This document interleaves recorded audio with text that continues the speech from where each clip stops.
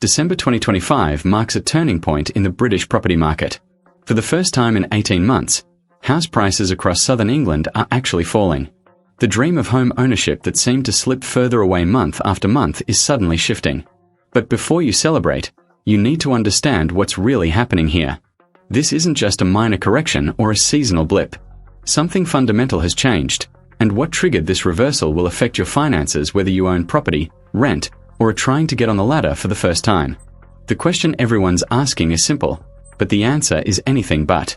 What does this actually mean for your wallet? If you want to stay ahead of the UK property market and understand how these changes impact you, hit that like button and subscribe to UK Housing Insight. We are bringing you the economic and housing news you actually need, cutting through the noise to deliver what truly matters. Late November, data dropped a bombshell that most people missed in the pre-Christmas rush. House prices across southern England, the region that's been untouchable for years, are officially declining. This breaks an 18-month streak of continuous increases that pushed property values to eye-watering heights and priced out an entire generation of potential buyers.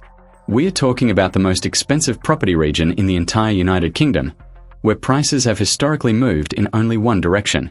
When this market moves backward, it signals something significant is underway. Buyers who've watched helplessly from the sidelines for years are now cautiously observing, wondering if their moment has finally arrived. But the data tells a more complicated story than simple falling prices might suggest. What caused this dramatic reversal? October's budget created shockwaves that are still rippling through every corner of the property market. Uncertainty around tax changes and property duties didn't just make people cautious, it left both buyers and sellers completely frozen. Confidence didn't gradually decline, it collapsed almost overnight. Scheduled viewings were cancelled, offers were pulled back, and transactions that were moving forward suddenly stalled. Estate agents reported phone lines going quiet in ways they hadn't seen outside major economic crashes. The market went from cautious to completely paralyzed in a matter of weeks. Sellers pulled listings rather than accept lower offers, while buyers chose to wait rather than commit large sums in an uncertain environment. This wasn't normal market hesitation, it was total gridlock. While buyers and sellers were frozen in place, lenders began making moves that revealed growing concern about the market stalling entirely. Accord, one of the major mortgage providers, dropped rates on residential product transfers by up to 10 basis points from December 1st. 10 basis points may sound small, but the timing and the signal it sends matter. These cuts affect existing mortgage holders approaching remortgage. Lenders don't cut rates out of generosity, they do it to stimulate activity and keep money flowing. The fact this is happening now suggests lenders either see opportunity in uncertainty or are trying to prevent the market from seizing up. Either way, it's a clear sign that those controlling the money are worried about what comes next. They're not alone. Barratt Redrow, Britain's largest house builder, has just posted figures that look spectacular on the surface. Revenue jumped 33% and profits increased 26%. These are numbers that should spark celebration. But here's the twist. Their outlook for 2026 is bleak. Budget uncertainty around tax and stamp duty has forced public warnings of limited growth ahead. Think about that carefully. The biggest player in British house building has delivered one of its strongest performances on record and is still warning that tougher times are coming. When the company building more homes than anyone else is worried, everyone else should be paying close attention. They're not guessing or hedging.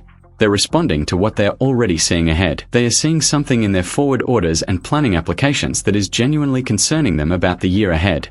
According to market observations discussed on UK Housing Insight, this signals weakening confidence across major builders.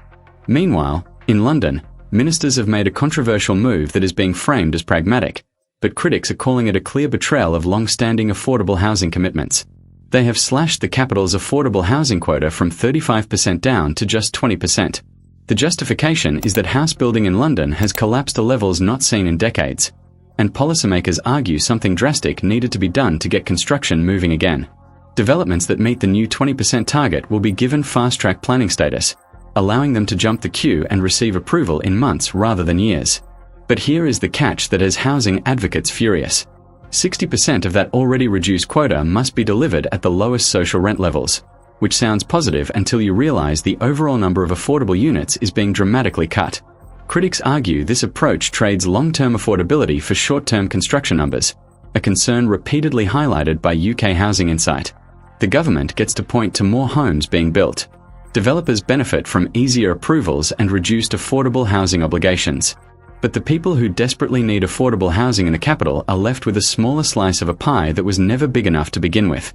So falling prices should be good news for buyers, right? Not so fast.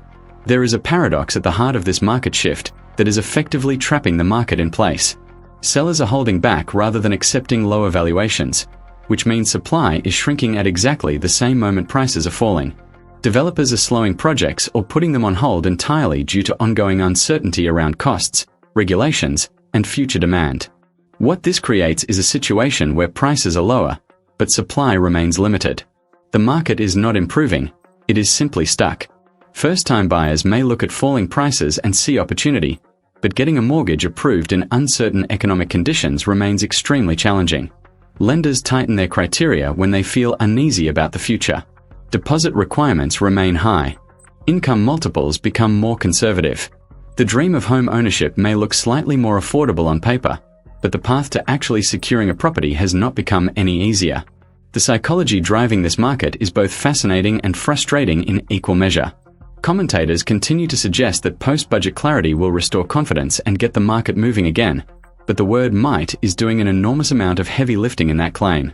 The market is essentially waiting for signals that may or may not come. Will interest rates drop further and make mortgages genuinely affordable? Will the government introduce new property incentives or first-time buyer schemes? Nobody knows, so nobody wants to move first. Sellers do not want to list their properties during a downturn because they would be forced to accept less than they believe their homes are worth. Buyers do not want to purchase while prices are falling because no one wants to catch a falling knife and watch their biggest investment lose value the moment they complete. This standoff between buyers and sellers, with each side waiting for the other to blink, could define the entire market through spring 2026 and possibly beyond. Southern England's housing market is entering genuinely uncharted territory after 18 months of steady growth that once seemed unstoppable. The combination of falling prices, reduced affordable housing targets, and growing pessimism from the country's largest house builders paints a picture that is far more complex than simple headlines suggest. For some people, particularly those with cash reserves and secure employment who have been waiting for prices to return to more realistic levels, this represents a genuine opportunity. For others, especially existing homeowners relying on property wealth or those in financially precarious positions, this shift serves as a warning of tougher times ahead. The rental market is absorbing people who cannot or will not buy, pushing rents higher even as house prices fall.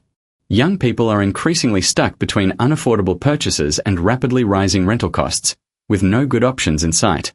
One thing, however, is absolutely certain.